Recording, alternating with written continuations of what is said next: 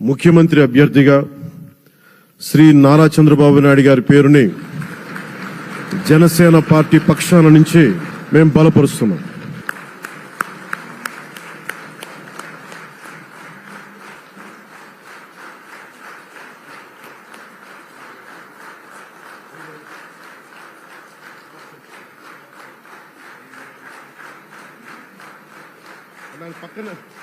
ఇది నేను ఆయన పక్కన పెట్టుకుని చెప్పాలి. ఆయన నలిగిపోయారు. జైల్లో చూశాను ఆయన. పాపం భువనేశ్వర్ గారి బాధను చూశాను. నేను అనుకున్నాను, అమ్మా మీరు కన్నీళ్ళు పెట్టుకోండి, మంచి రోజులు వస్తాయని చెప్పిన మంచి రోజులు వచ్చినాయి.